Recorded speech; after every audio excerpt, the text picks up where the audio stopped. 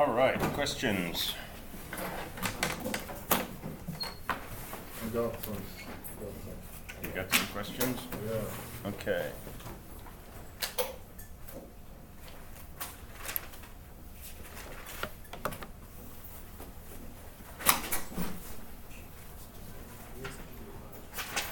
I didn't really understand how to set up two. I just have two K maps that are empty. So is this homework 4?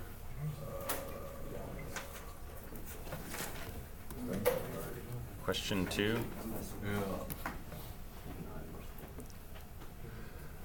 Analyze the SR flip-flop circuit using a K-map to determine if the input conditions SR equals 0, 0 transition to SR equals 1, 1 with initial state can result in a critical race. Did I actually assign that? Maybe. Did I say do all of them? We Okay. said to review over the first couple if we could. Okay. But the first couple, not gonna lie. Okay. No, we haven't done enough to do most of these yet, right? Because they talked about flip-flops, and we just started flip-flops at the end of last class. And then I got the results out of one, but I didn't know how to like draw a corresponding timing diagram to it. So this one we have enough information to do. So I have like a whole table of inputs. I'm not really sure which input should be shown. It's a good question.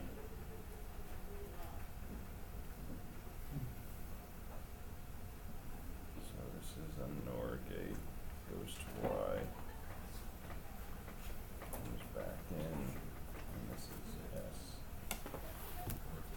So this is some kind of crazy gate we've got, and it asks you to draw a timing diagram for this. So here's the deal with timing diagrams. We know how to make truth tables. You list all the possible combinations of inputs, and we say what the output is for each of those combinations. And there's not a lot of wiggle room there, right? Here's the set of inputs, here's what the outputs are, we're done. With sequential circuits, okay, these circuits that have feedback are going to exhibit behavior that changes over time depending on what's happened in the past. And so a truth table doesn't capture the behavior of these circuits. We need a timing diagram or something that shows the behavior of this over time. But there's no way to easily show all possible conditions in a timing diagram. It's not like a truth table where we just do all the combinations of zeros and ones and we're done.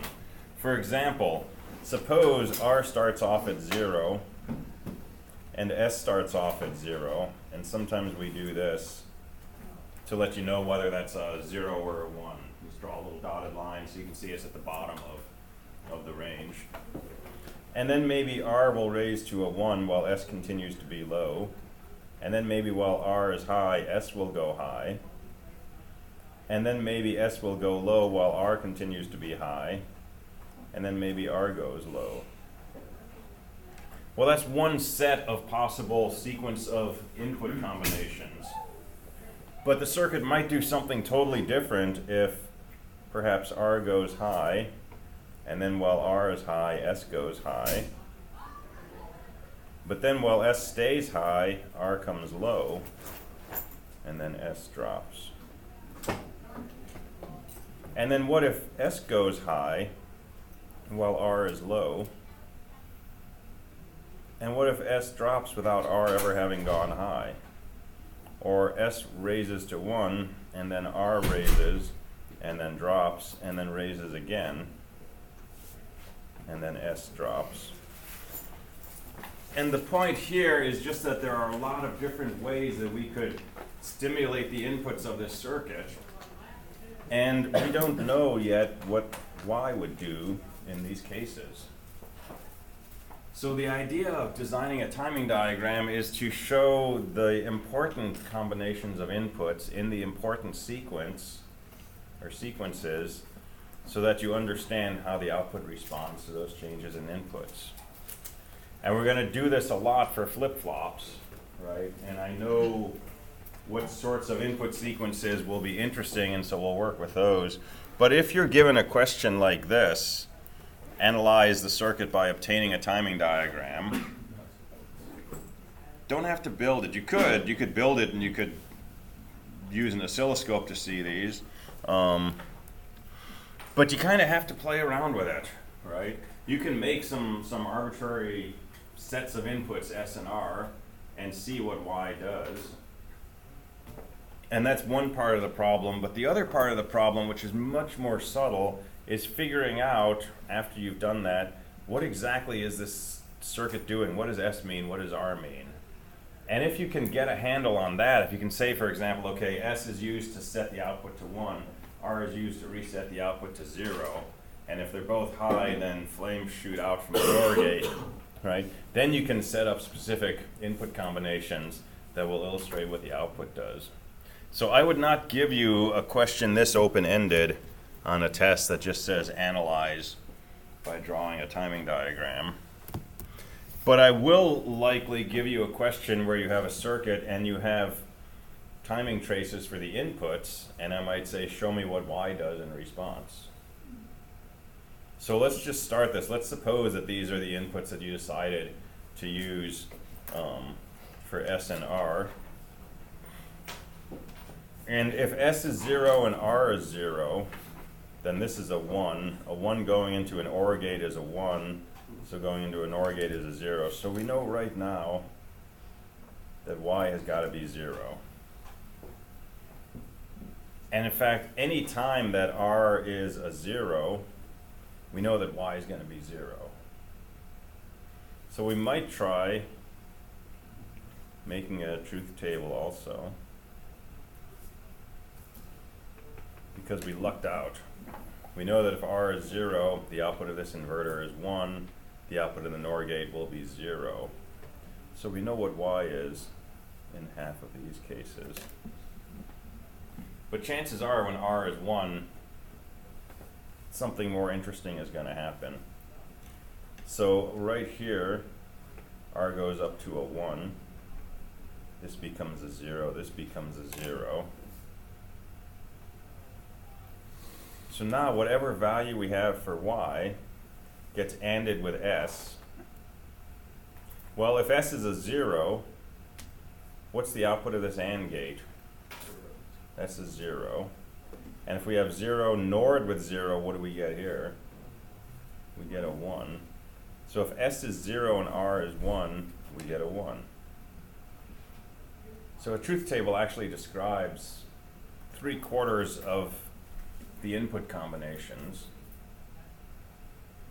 But the case it doesn't describe is when R is 1 and S is 1. So R is 1, output of the inverter is 0, 0 going into a NOR gate. But since this is a 1, whatever value you have here will come into here. It will get ANDed with a 1, so this will be Y. This will be Y over here. And Y ORed with 0 is just Y. And when you invert it, you're going to get Y bar. What does that mean? You're going to get the opposite of what Y was. So suppose that Y is a, so let me make these clear. This is a 1, this is a 0, this is a 0, S is a 1. Suppose that Y is equal to 1. 1 ANDed with 1 is 1. 1 ORed with 0 is 1, so 1 NORed with 0 is going to change this to a 0. And now that 0 is going to come into our AND gate, which will make the AND gate output a 0. And 0 ORed with 0 is 0, 0 NORed with 0 is a 1. There's a blink or something? So it blinks. So it looks like here Y is toggling. Are they really fast paced though? Or Yeah, as fast as the circuitry can keep up. So our Y value will be like what it currently is on our line. So if it's low, well, when we come to that situation, we just plug in low through the whole thing and get the result. So I would say S and R are 0, Y is 0. S goes to a 1, Y is 0. Sorry, S goes to a 1. R goes to a 1, S is 0. Y goes high. right here.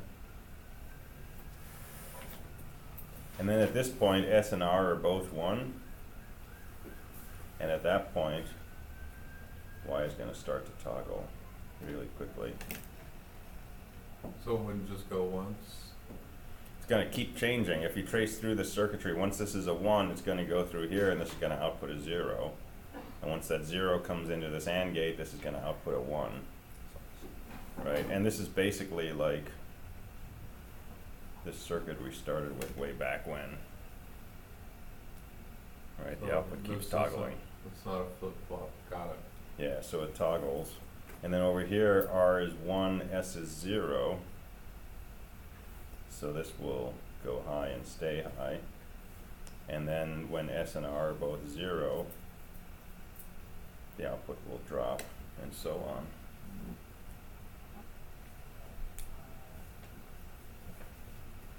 So you'll be looking for that alternating current on Y when we have a situation like that?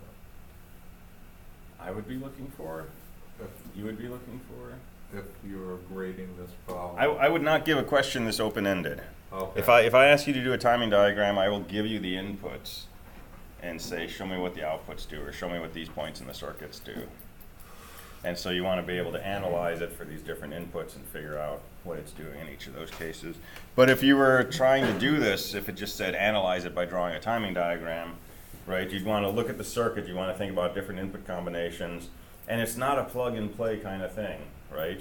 You got to really think deeply about what the circuit is doing, and eventually get to this idea that, oh, when both inputs are 1, it toggles. Or maybe when this input was 1 but becomes a 0, then the output is latched. It's whatever its current value is. And then come up with a set of input traces that will demonstrate what it is you see the circuit doing. Okay, but I won't do that to you in this course.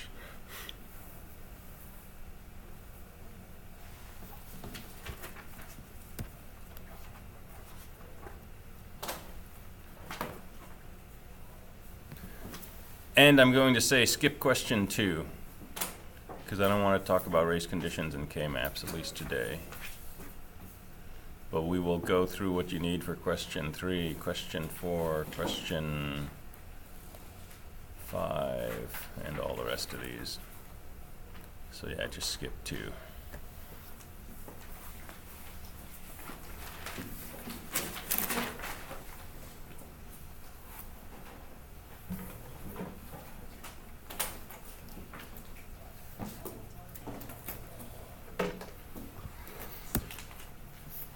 All right, I need to make an announcement before we continue.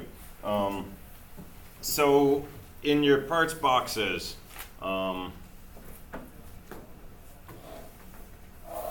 those boxes basically belong to each group, right? So you know not to go into other people's boxes and steal parts and things like that. But it's also come to our attention that in some cases students are going into other students' boxes and looking at their work to try to figure out how their circuit worked and things like that. And we're going to ask you not to do that either. Okay, think of this as somebody else's creation, and unless you have their permission, right, it's off limits, even though it's being kept in a public place. Treat it as sort of private property for those group members only. And you're welcome to ask other students, right, can I see what you did, or can you show me your circuit, or something like that. But in general, you should never go into somebody else's box unless you ask them and they say it's okay. So I just wanted to mention that.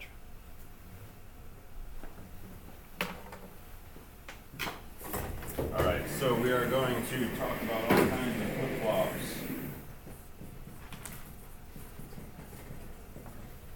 These synchronous latches that we developed on Tuesday.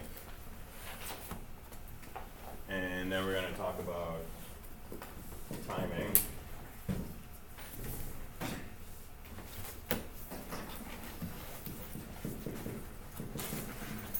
Which will help you with some of your homework. And then we'll talk about flip-flop circuits.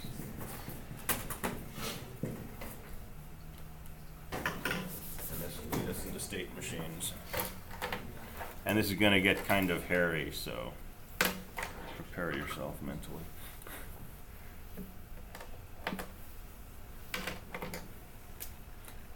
All right. So let's just review this D flip-flop. So it has an input D, an output Q, and it has a clock. And the clock is something that we feed into flip-flops, but it's not an input in the same way that D is an input. If we were drawing a truth table, we would not show the clock as one of the inputs. Okay, the clock is always there. It's always driving this input on this D flip-flop, but it's different in its nature from, say, the D input. And we're going to have flip-flops with 2 or more inputs, but the clock is sort of a special input.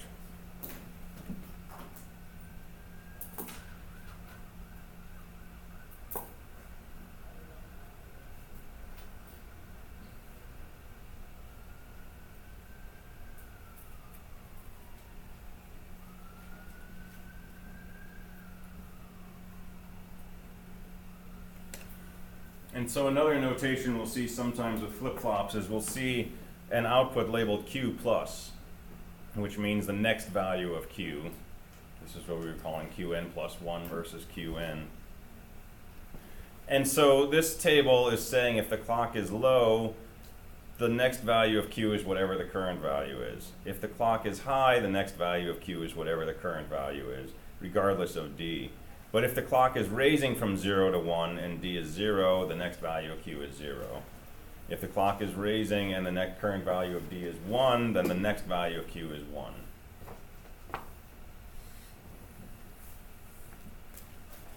And we looked at some timing diagrams last time. So here's the clock. And here's D, and here's Q. And let's suppose D is low. And remember, all the good stuff happens on these positive edges. Bless you. So if D goes high and low a bunch of times, doesn't matter. If D is high when the clock ticks, that makes the output Q go high.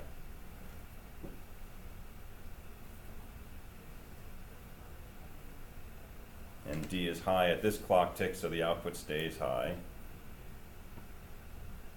And D is low on this clock tick, so the output goes low. This next lab, is it gonna like include a mix of like these D's and Q's and like a lot of different gates, or is it just mainly using this simple method? Lab 6, you're only using your D flip-flops to make that delay circuit that we talked about Tuesday. Correct. And then you're using that with some logic to create the yellow, red, and green lights. Okay. So you're not actually going to be dealing with sort of this view of a D flip-flop, right? It's different view. It's really just using it to delay an input. Okay. So that two That's as flip-flop simple as it sequence. is. You just have to figure out Yeah. the schematic. Yeah, which we did on Tuesday. Okay. So the idea of a flip-flop is everything happens on these clock edges. What happens before, what happens after, irrelevant, right? D is 0, Q becomes 0. D is 1, Q becomes 1. D is 1, Q stays a 1. D is 0, Q becomes a 0. And all of this other stuff, meaningless, right? No effect on the output. This is the noise that's happening in between events. This is the propagation delays, the timing issues that change with temperature and time of day and so on and so forth. Those are all factored out, okay? Synchronous design, we have a clock, and on each clock tick, that's the single moment in time when we look at inputs and change outputs accordingly. And it's taking the ill-behaved universe and putting it into this very rigidly well-defined behavior where everything is idealized. Okay, it's a nod to the fact that the universe is this hectic place with all sorts of things going on in parallel all the time and everything affecting everything else. And it's saying, hey, I don't want to design circuits that have to deal with that reality. So we're just going to split time into these discrete pieces. And at each of those moments in time, we're going to look at inputs and change outputs. Okay, that's what synchronous design is about. That's what all of our computers are built on. And it's the thing that is breaking as we try to make computers faster and faster, right? It's the clock that's been the big sticking point for decades. And the next breakthrough in computers is probably going to be to get rid of the clock. And there's lots of places working to do that already. But for us, we're going to make our lives easier, and we're just going to have these synchronous circuits. All right, so this is a D flip-flop. Very easy to work with compared to some of the others. Very popular for design. Okay, and we're going to analyze some D flip-flop based circuits shortly. But let me give you some other flip-flops using the same kind of presentation. So the next flip-flop is called a T flip-flop. And it has a clock. It has an input T, and it has an output Q.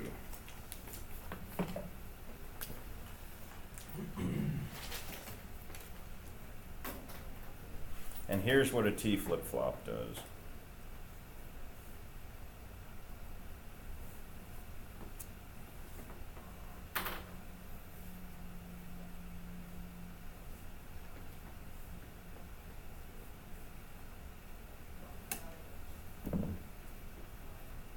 So again, everything only happens when the clock rises. So I'm not even going to list what happens if the clock is just a 0 or the clock is a 1, because we know the output's not going to change. But when the clock rises from 0 to 1, the output may change, or it may not. If the T input is 0, the output doesn't change. It's exactly what it was before. But if the T input is 1, the output toggles. Okay, that's the T and T flip-flop. Is the arrow just a tick? That's saying the clock's changing from 0 to 1, so Okay. sometimes you see it drawn like that. Okay. So that's the tick. So it's pretty much like the same thing as a D, except that it is the opposite. It's done like a NOT gate at the end. Not exactly. So let's look at some traces. So let's suppose Q starts off low and T is high. And let me draw our edges of interest.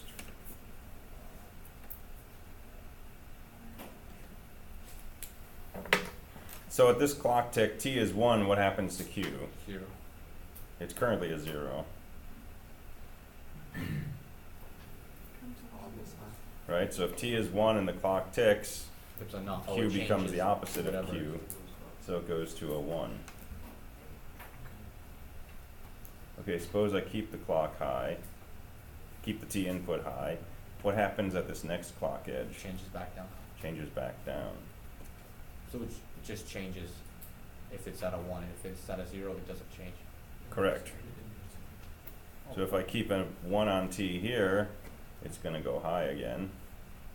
But if I drop T to a 0 and T is 0 over here, it's not going to change at this point. It's going to stay high.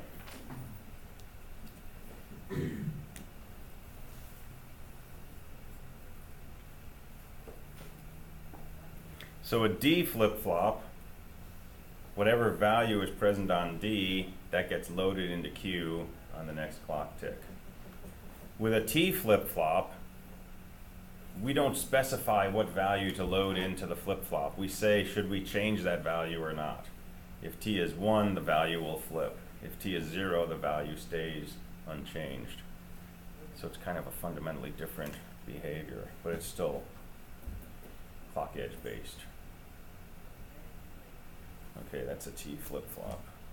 Yes? This is a different chip than the one we're using for latch today. Yes. Totally different chip, different part number. Usually the same pins, basically, but a T input instead of a D. Gotcha. The chip we're using for Lab 6 is special. It's actually got 8 flip-flops inside. It's a slightly bigger chip than some.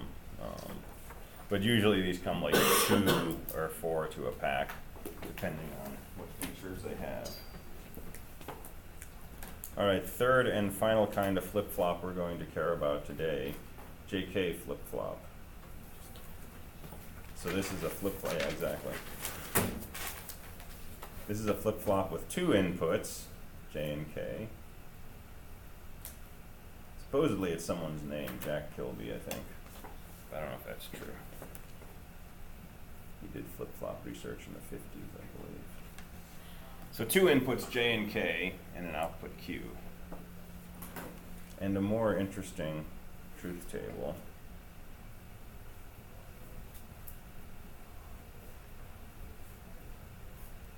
Again, nothing happens except when the clock ticks.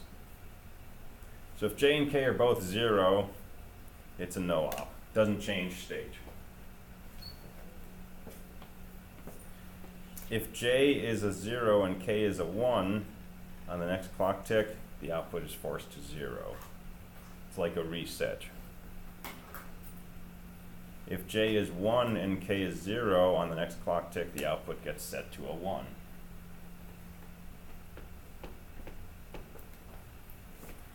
And this looks very much like the SR device we started with. It was a latch, but if you think of this as set and reset, right? A 1 on the set input makes the output 1. 1 on the reset sets the output to 0. And if both of these are 0, nothing changes. Do you remember that?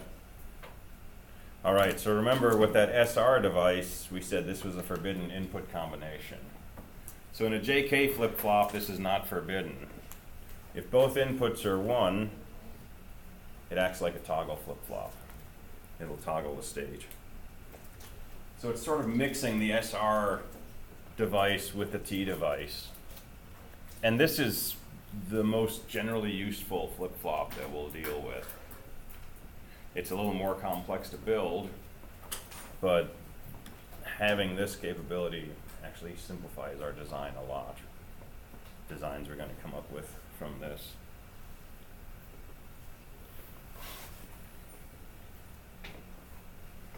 All right, so we got 3 flip-flops we're going to play with today. D flip-flops, toggle flip-flops, T flip-flops, and JK flip-flops. And you'll want to commit these behaviors to memory or tattoo them on yourself or something, because you're going to use them a lot. But in reality, you're going to end up remembering what these things do after you mess with them enough, right? And a toggle, once you've seen a toggle a few times and you've worked with it, right, you're going to see T flip-flop, you'll think toggle, and you'll be, oh yeah, okay, it toggles. And JK is kind of the weird one to try to remember, but I just think of it as like set and reset, and then it's got that special forbidden state which acts like a toggle. And Ds are pretty straightforward because your output just matches D.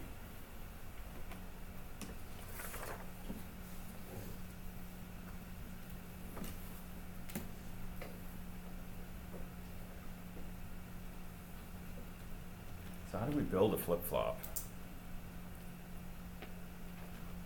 If you wanted to actually make one of these D flip-flops, how would we do that?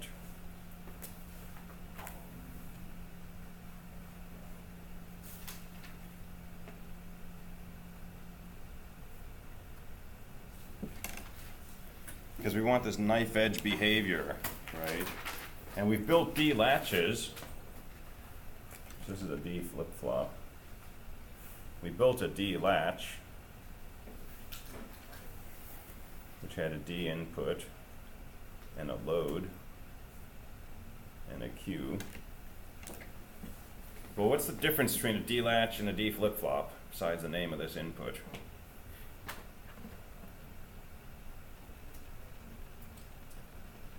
The one with the load is done by manually, and the clock goes every pulse. Basically, that's one way to think of it, but it's not so much about being manual But that's Figures.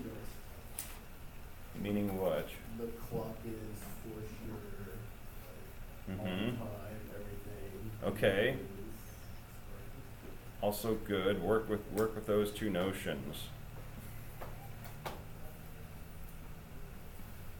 And I introduced the phrase blank triggered. Edge triggered versus level. So with a latch, as long as this load input is high, the output is going to match whatever the D input is. With edge triggered, there's only one moment in time when it looks at the D input, and that's right here. Okay, that's the difference between a latch and a flip-flop. And that terminology is not set in stone, right? These are definitely flip-flops, but I've seen places that refer to these things as flip-flops also. But I'll be really consistent in here. A flip-flop is an edge trigger device. A latch is a level trigger device. Right, and so here the output's subject to change for this whole period that the input's high. Here it's only on that transition from 0 to 1.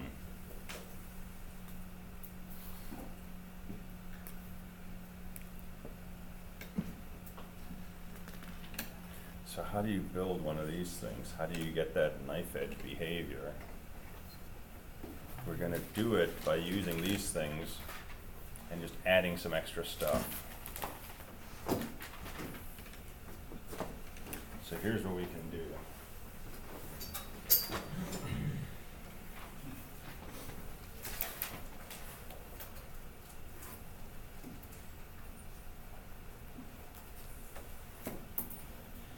So here's a D latch. Here's another D latch.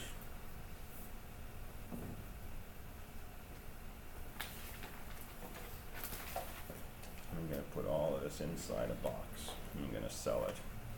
I'm going to call it a D flip-flop. So it's going to have a D input, it's going to have a clock input, and it's going to have a Q output.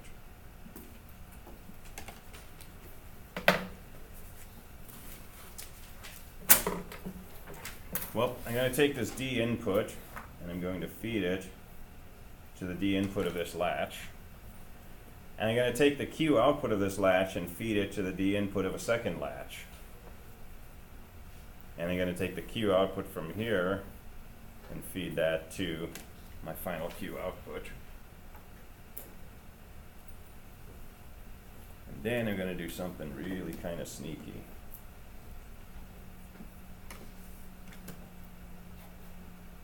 I'm going to take this clock line. I'm going to send it two places.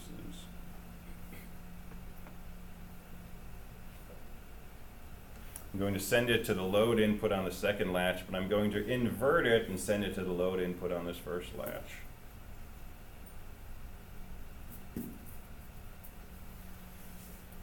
And this is what makes the magic happen. So here's what happens. If the clock is equal to 1, I have a 1 on this load input, I have a 0 on this load input. Since I have a 0 on this load input, this D input is basically being ignored. It's coming up to this D input, but it's not doing anything with it because the load is 0. So when the clock is 1, D input, irrelevant.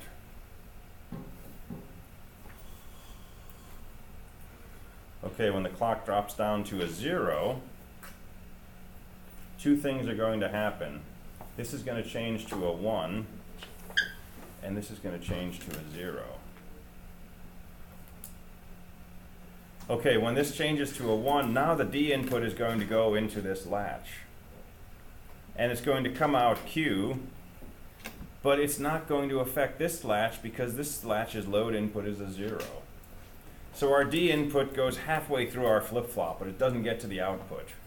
It just gets loaded into this first piece. But now, when the clock rises to a 1, whatever value was in here now goes into this latch and appears on the output. So when the clock is 1, this output is stable. When it drops to a 0, this output is stable. When it rises to a 1, whatever the current D input is, that's what you're going to see on the Q output. And so this is called a master-slave arrangement. You have one flip-flop that's basically controlling the value that the other flip-flop is seeing. Wouldn't this kind of design be a little laggy? Yeah, there's always lag. But as quickly as these things can respond, you can run the clock at whatever speed you like, as long as it's not too fast for these latches to work properly. So what's inside these latches? Well, this is an SR latch with some extra stuff in front to turn it into a D latch. And an SR latch is just these cross-coupled NOR gates. Alright, so you got 2 cross-coupled NOR gates, you've got 2 AND gates and an inverter, and then you got the same set of that stuff over here and an extra inverter, and you put that all together and you've got a D flip-flop. The chip that we're using for Lab 6, is that a flip-flop or is that a... That's a flip-flop. Also, yeah. it has that lag. So it's got all of this stuff in there, Okay. yeah. Okay. And if you look at the data sheet for it, it's got a clock input. That's Yeah. what tells you it's a flip-flop, but I think it actually says flip-flop. Yeah, okay. Maybe it says latch, but it's a flip-flop. Are we going to be building these later? Or are you No, just- you're not going to build this in this course, but they're fun to build. It's good to do sometime and convince yourself that it works, you know, in your spare time. So the point here is there's nothing magic going on, right? We can go all the way back to this.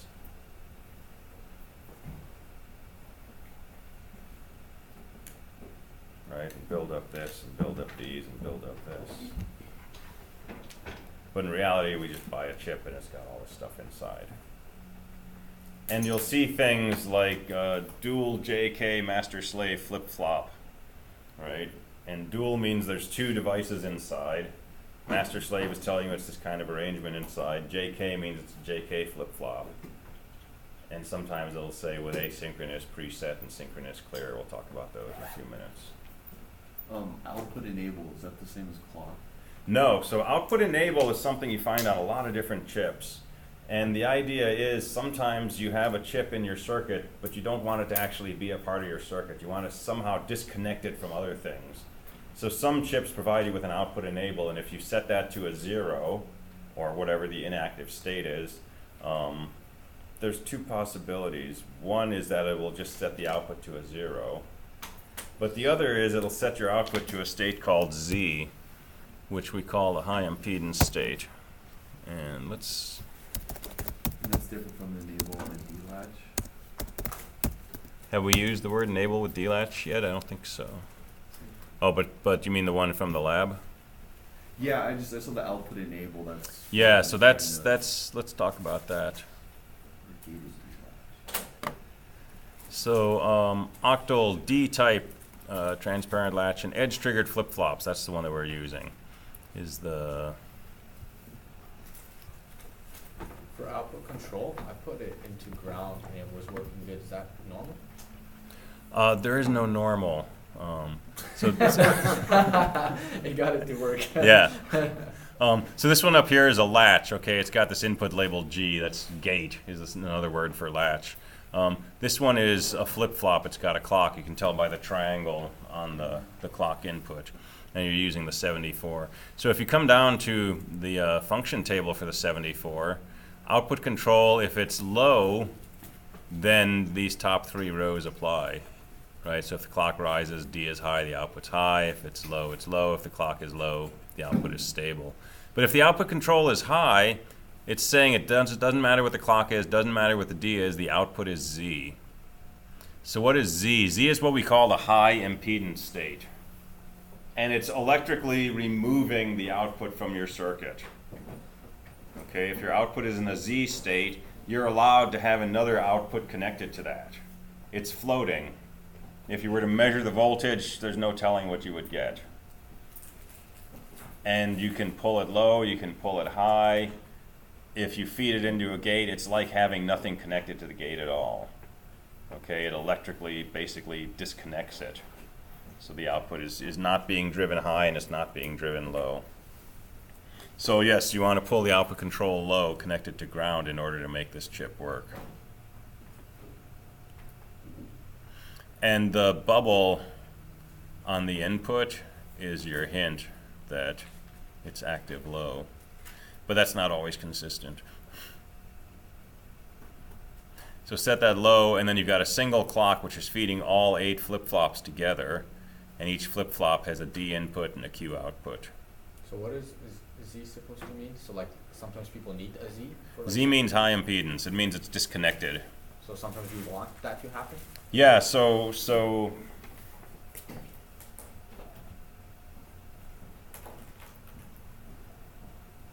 we would never do this normally.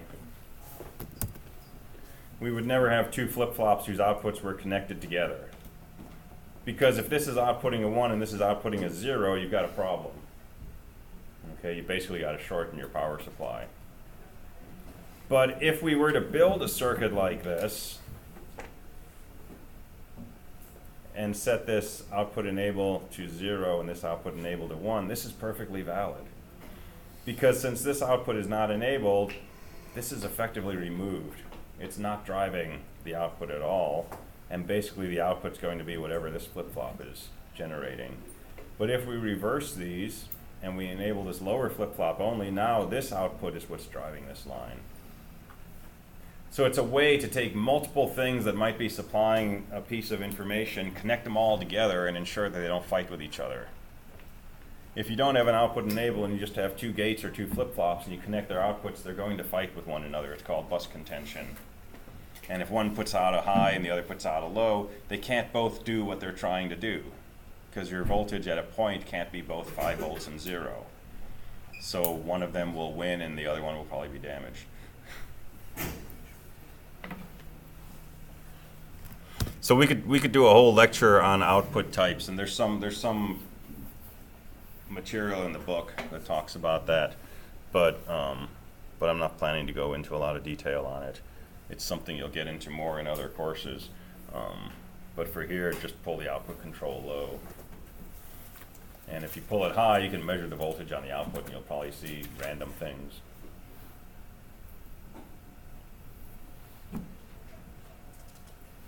And be careful when you're wiring your chip up to make sure you know which pin is D and which is Q, because they switch directions in pairs. Right?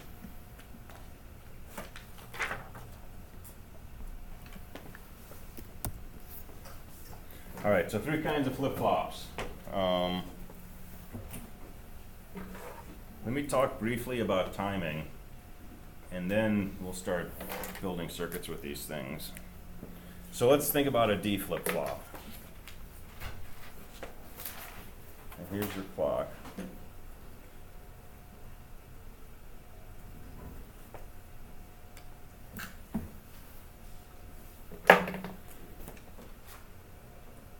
And I keep picking on positive edge triggered devices, but we could just as well be talking about negative edge. It just changes which direction you look at.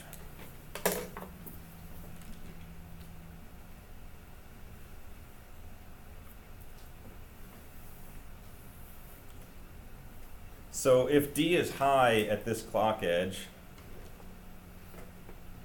we know the Q is going to go high when the clock ticks, right? But here's a question. Suppose right before the clock ticks, like very, very, very shortly before, I say, haha, fake out, and I drop D to a 0. Is that going to work? Let's say Q was 1 to begin with. And right here, just before the clock tick, I suddenly connect my D input to ground. Theoretically, as long as it's before the moment of that clock tick, Q would respond at the clock edge and it would come down low. But in practical terms, there's a limit to how close I can be to the clock edge when I change my D input. And if I were to change this right before the clock tick, I can actually put my flip-flop into an unstable state where it'll start oscillating. So in practical terms, we want to make sure our input is stable before our clock ticks. And there's some period of time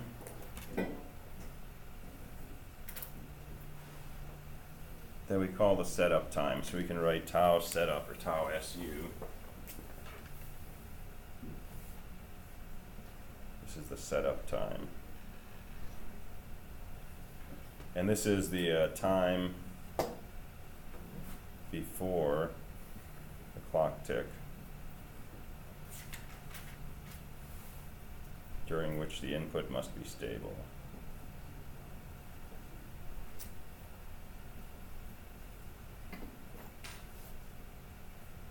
So if the setup time is half a nanosecond, we're not allowed to change the input once we're half a nanosecond away from the clock tick.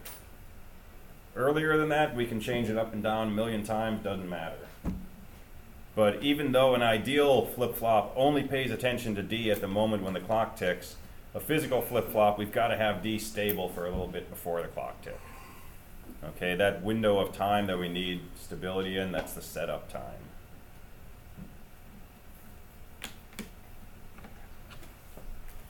And the other possibility is as soon as the clock ticks, I get really excited and I suddenly change my D input to a 1. That's what I wanted the next time. Theoretically, that's fine. In practice, if I change this D input too soon after the clock tick, I can mess up the flip-flop. So you have to hold it at a certain value, hold it at its value for a certain amount of time before you can change it. And this is called the hold time.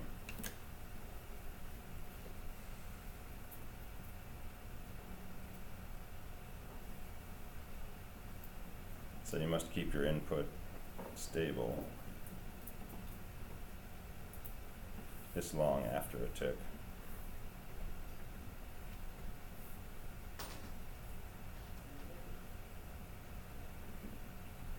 So there's a pair of time constraints. Around the clock tick, you have to keep your input stable a little bit before and a little bit after in order to guarantee that the flip-flop works correctly. So the time you need to be stable before is a setup time, the time you need to be stable after is the hold time.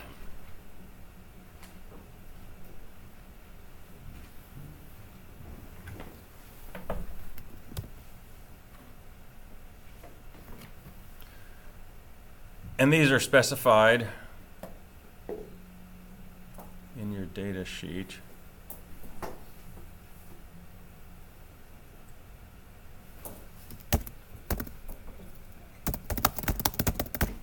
think I want a 76.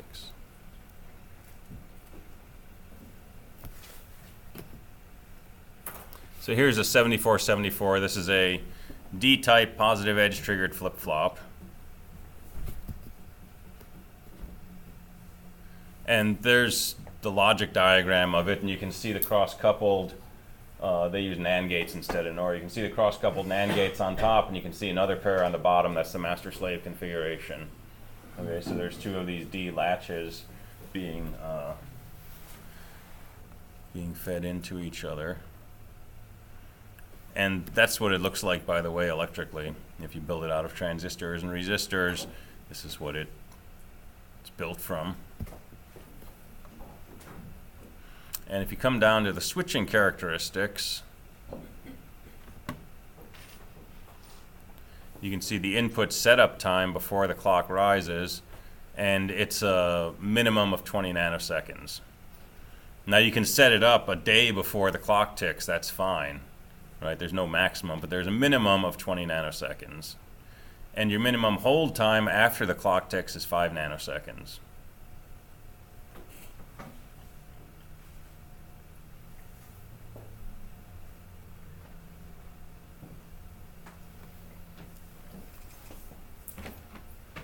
All right, that's a good stopping point for now. So let's take a break, come back at 1 o'clock, and we'll build some circuits using flip-flops, and this will take us into state machines. And this should get you through a lot of your homework. What's that? Yeah. If I thought